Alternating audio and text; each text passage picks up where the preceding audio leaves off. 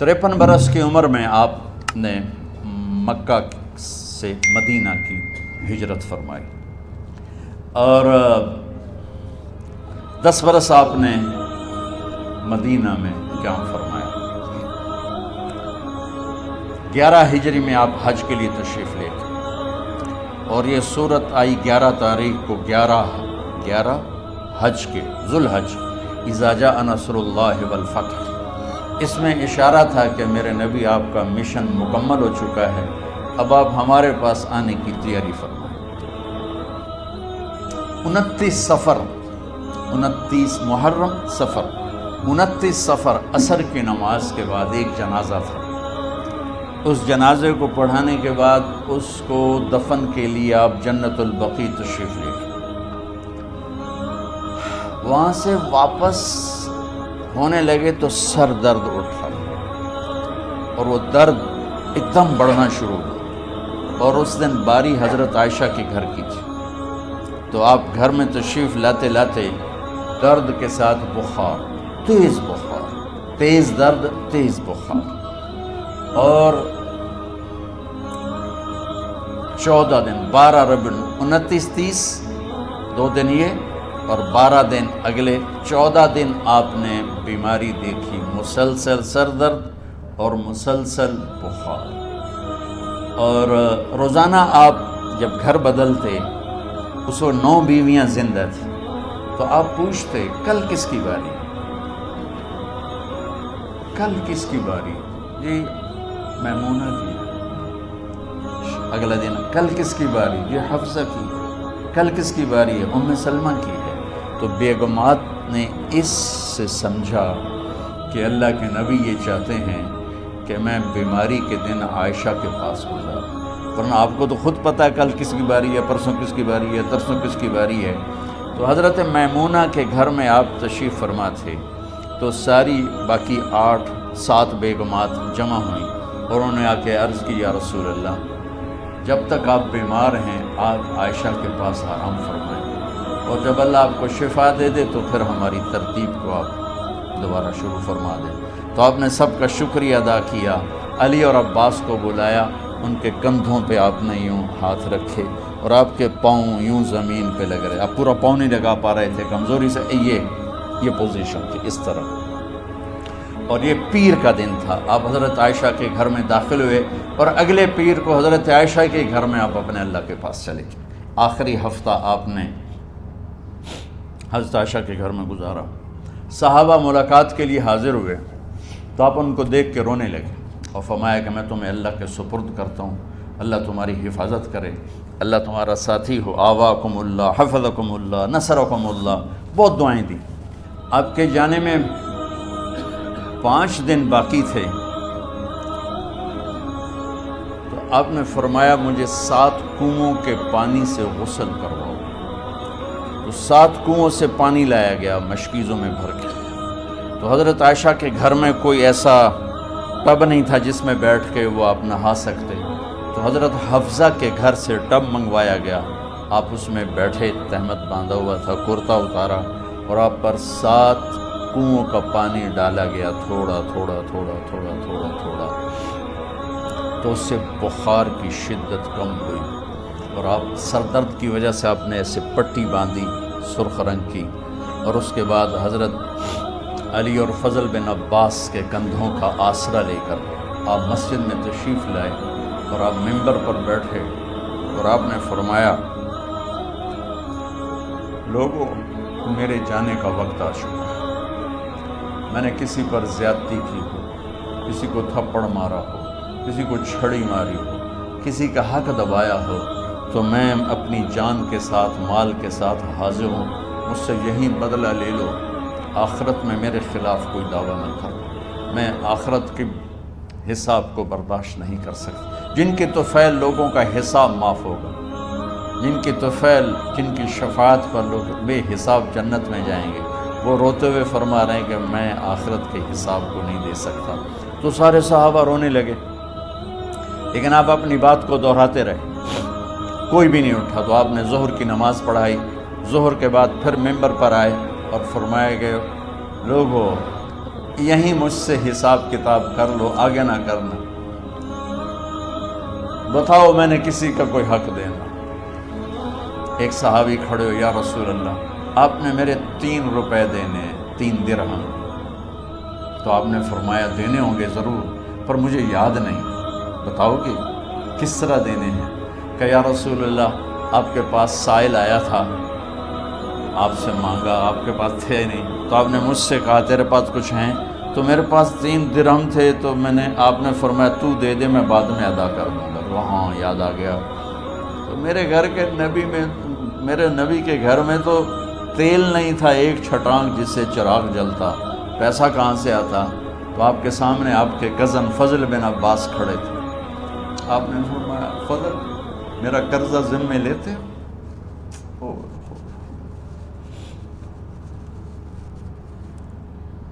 جن کے لیے کائنات سجائی گئی، جنت کی چابیاں جن کو پکڑائی گئیں، جاتے ہوئے 3 روپے دینے کی ہمت نہیں تھی، کہا فضل میرا قرضہ ذمے لیتے ہو؟ کہا جی یا رسول میں اپنے ذمے لیتا ہوں۔ کہا اس سے لے لینا۔ آپ گھر تشریف لے گئے، نماز کے لیے آتے تھے، پڑھاتے تھے۔ جمعرات کو عشاء کی نماز پڑھانے کے لیے اٹھ نہیں سکے، گر گئے،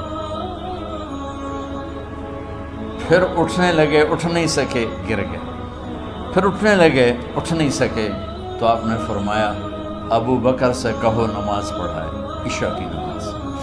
ابو بکر ذرا پیچھے کھڑے تھے، عمر آگے کھڑے تھے، تو لوگوں نے کہا نماز ہی پڑھانی، کوئی پڑھا دے، تو انہوں نے حضرت عمر کو آگے کیا، انہوں نے کہا اللہ اکبر۔ جب حضرت عمر کی تکبیر سنی تو آپ نے اندر سے زور سے فرمایا عمر کو پیچھے کرو، ابو بکر کو آگے کرو، میرے رب کا فرمان ہے میرے مصلی پر ابو بکر کے سوا اور کوئی کھڑا نہیں ہو سکتا۔ جمعرات کی عشاء، جمعہ ہفتہ اتوار کی 15 نمازیں اور پیر کی فجر کی 16 اور جمعرات والی 17 نمازیں ابو بکر نے پڑھائیں میرے نبی کی موجودگی میں۔ ہفتے کے دن ظہر یا عصر میں آپ علی و فضل بن عباس کے کندھوں پر ہاتھ رکھ کے مسجد میں داخل ہوئے اور ابو بکر نماز پڑھا رہے تھے۔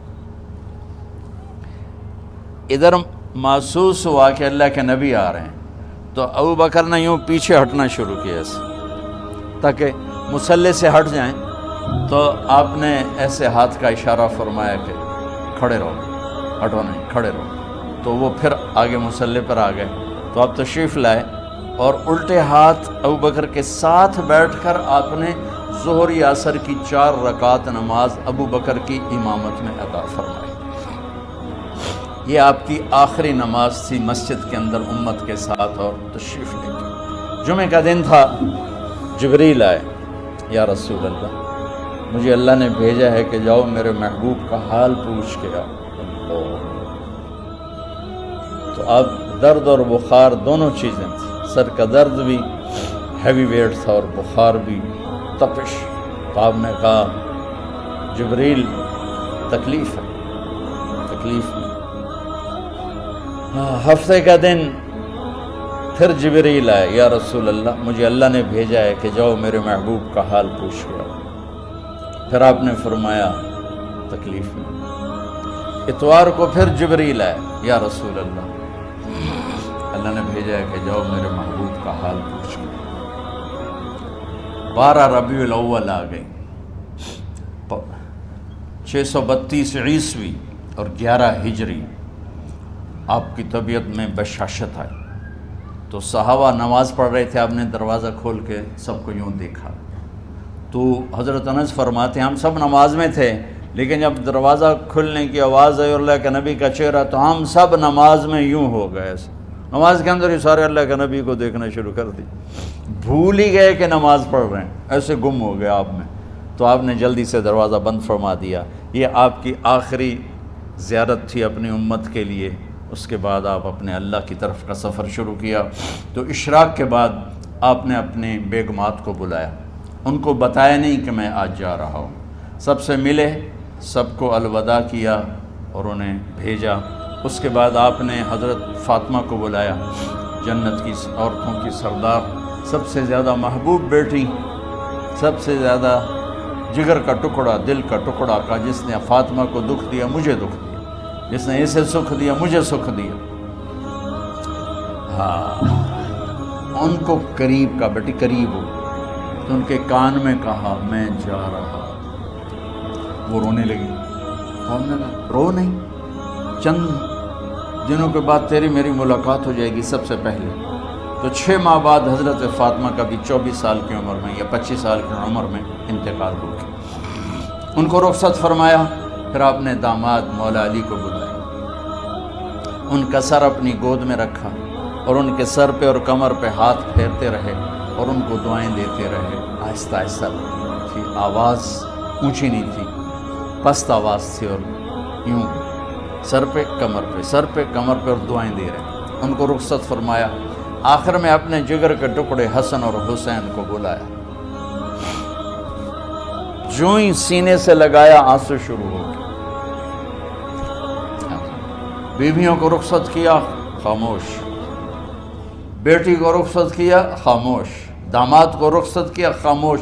جو ہی بچوں کو سینے سے لگایا تو آپ کے آنسو نکلنا شروع ہو گئے کہ ایک زہر میں تڑپ تڑپ کے مرے، ایک کا سر کٹ کے نیزے پہ چڑھا۔ میرے نبی آگے آنے والے زمانے میں دیکھ رہے تھے کہ میرے بچوں کے ساتھ کیا ہونے والا ہے، اس پر آپ بے قرار ہو کر روئے، بولے کچھ نہیں۔ ان کو بھی رخصت فرما دی۔ جب وہ چلے گئے تو جبریل آ گئے، یا رسول اللہ، باہر ملک الموت دروازے پر کھڑا ہے، اندر آنے کی اجازت چاہتا ہوں۔ تو آپ نے فرمایا آ جائے، میں نے کب روکا؟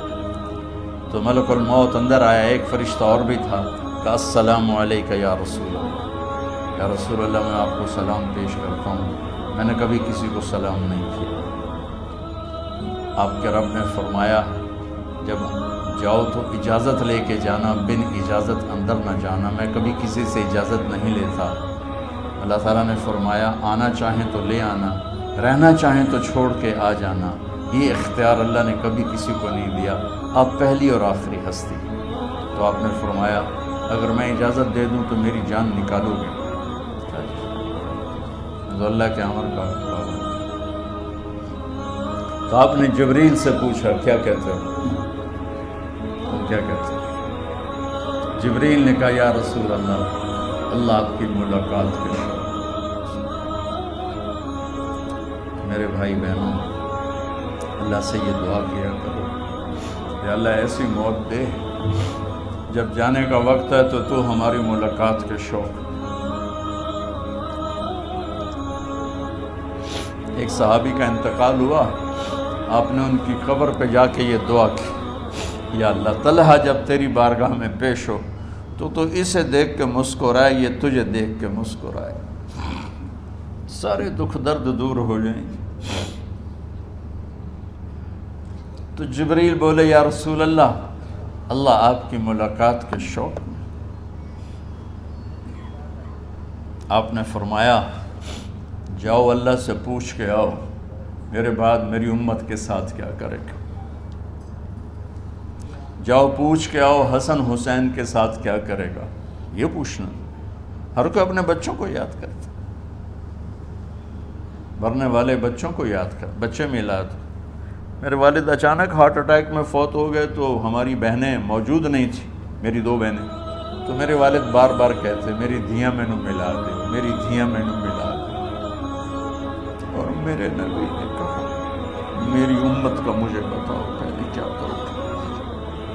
حسن حسین کا نہیں کہا، جن کو ذبح ہوتے بھی دیکھا، زہر میں تڑپتے بھی دیکھا۔ واہ یا رسول اللہ، آپ نے کیا وفا کی اور ہم نے کیا صلہ دی، سارے خنجر انہی کے سینے میں ہی اتار دیے، ہر تیر کھینچ کے آپ کے جگر کے پار کیا،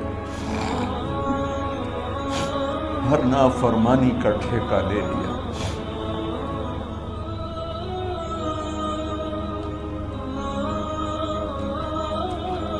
آؤ پوچھ کے آؤ میرے بعد میری امت کا کیا کرے گا۔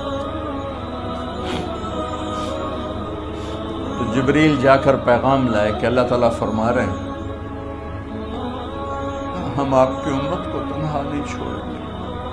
میرے رب کی عزت کی قسم، خواتین و حضرات، میرے رب کی عزت کی قسم، میرے نبی یہ بات نہ اٹھاتے کوئی ہم میں خنزیر بنتا، کوئی بندر ہو جاتا، کوئی کتا ہو جاتا، کوئی سانپ بچھو بن جاتا۔ اس کملی والے پہ درود و سلام پڑھو جس نے اولاد کو پیچھے کر کے تمہیں اللہ سے مانگا۔ جب تک اللہ نے یہ نہیں کہا کہ آپ کی امت کے بارے میں راضی کر دوں گا، آپ نے فیصلہ نہیں کیا کہ چلو ملک الموت اللہ کی تقدیر کو پورا کرے، اور جاتے ہوئے 2 نصیحتیں فرمائیں، وہ بھی بچوں کے لیے نہیں، بیویوں کے لیے نہیں، امت کے لیے۔ الصلاۃ وما ملکت ایمانکم، اے میری امت نماز نہ چھوڑنا،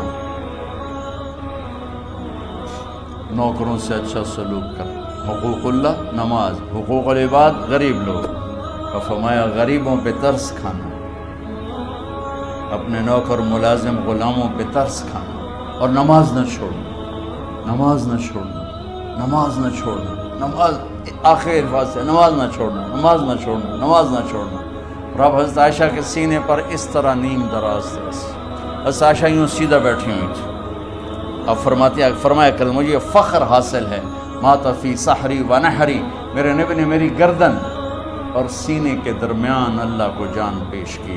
آپ اس طرح نیم دراز تھے تو تھوڑی دیر پہلے عبد الرحمن بن عوف آئے، آپ کے عبد الرحمن بن ابو بکر آئے، آپ کے ہاتھ میں تازہ مسواک تھا، آپ مسواک بہت فرماتے تھے، تو آپ اتنے کمزور ہو چکے تھے کہ بولا نہیں جا رہا تھا، تو آپ کی نظریں مسواک پہ ٹک گئیں، دیکھے جا رہے ہیں، مسواک کو دیکھے جا رہے ہیں۔ حضرت عائشہ نے محسوس کیا کہ نظریں مسواک پر ہیں، تو کہا یا رسول اللہ اب مسواک کرنا چاہتے ہیں، تو آپ نے تو حضرت عائشہ نے اب بھائی سے لے کر وہ لکڑی اور اپنے منہ میں چبائی اور آپ کے منہ میں اس طرح کر کے خود چلائی، کہا میں وہ خوش قسمت ہوں جس کا لعاب آخری غذا تھی جو میرے نبی کے منہ میں گیا، وہ حضرت ام عائشہ کا لعاب مبارک تھا۔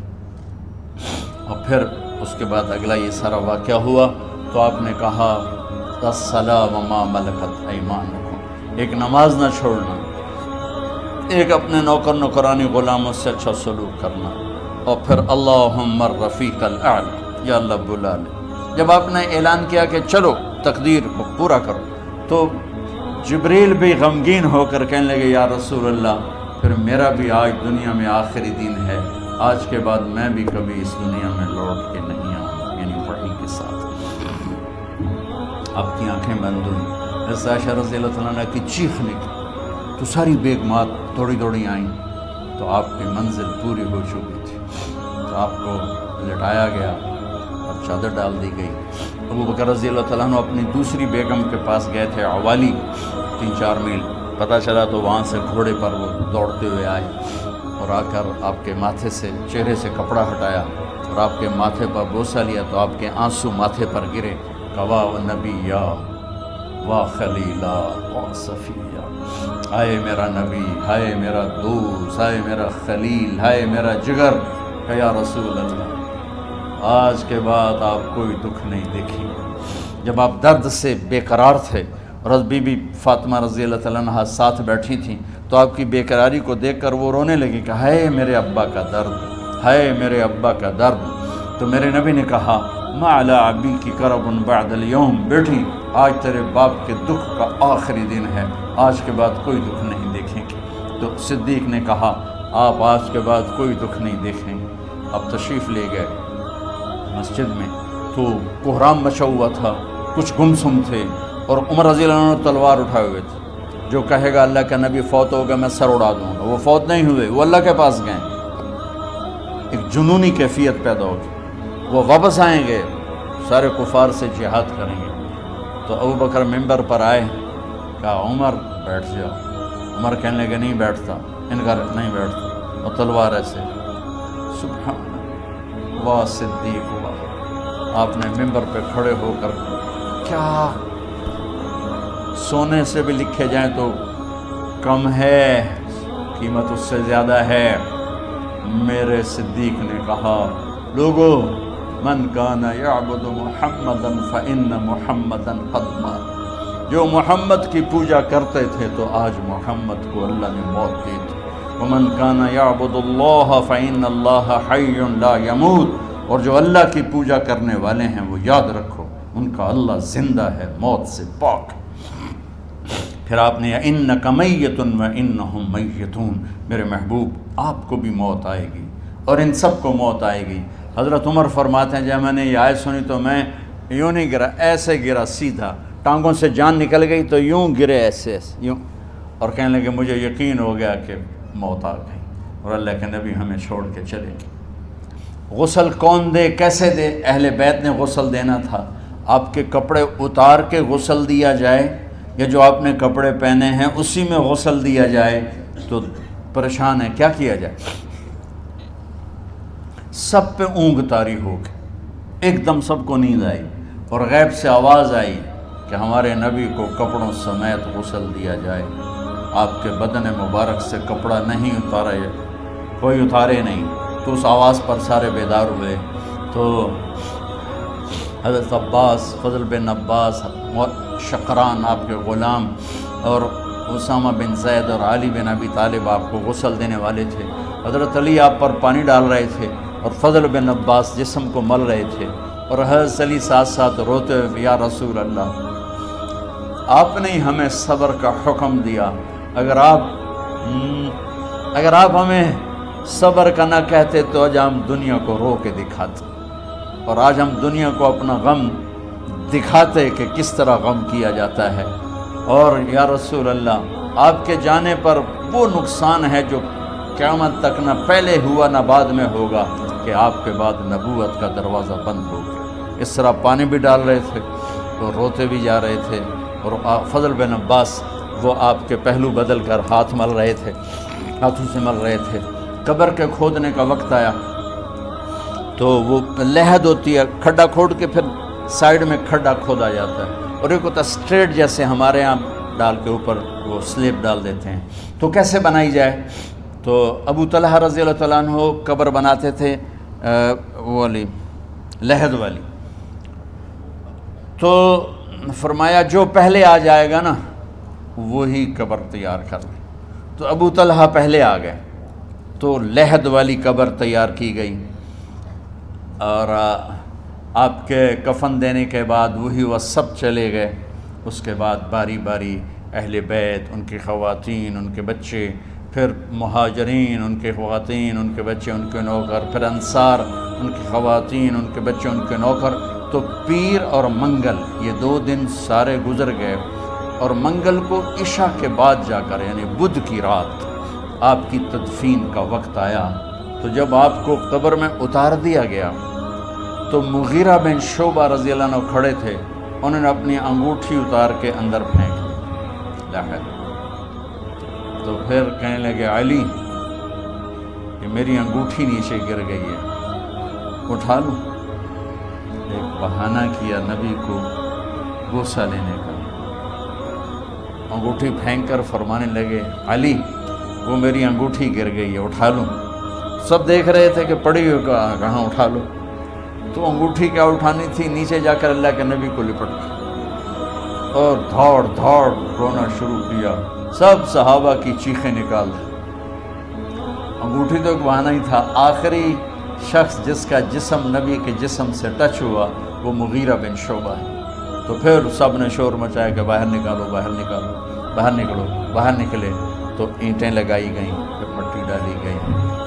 تو جب واپسی ہوئی تو حضرت انس گزرے تو حضرت فاطمہ کھڑی تھیں۔ طابت نفوسکم ان حسیتم علی رسول اللہ التراب۔ انس کس جگر کے ساتھ تم نے نبی کو مٹی میں چھپا دیا، کس جگر کے ساتھ تم نے نبی کو مٹی میں چھپا دیا۔ اللہ سے ملا دے۔ قبر دیکھنے کو خوفناک ہے، اگر اللہ راضی ہے، جب کبھی قبر سے ڈر لگتا ہے، بہت ہی لگتا ہے، تو خیال آتا ہے اگر اللہ راضی ہے پھر تو مسئلہ ہی کوئی نہیں ہے، چونکہ اللہ نے اپنے محبوب کو بھی قبر میں اتارا۔ یہ نہیں کہا کہ ایک خوبصورت بیڈ روم بنا کے اس میں لٹا دو، کہا قبر میں اتارو۔ اگر اللہ راضی ہے تو مرنے والی ہو یا مرنے والا ہو تو مزے ہی مزے ہیں۔ یہ سارے دعا کرو کہ جب ہم دنیا سے جا رہے ہوں اللہ ہم پہ خوش، اللہ ہم سے راضی۔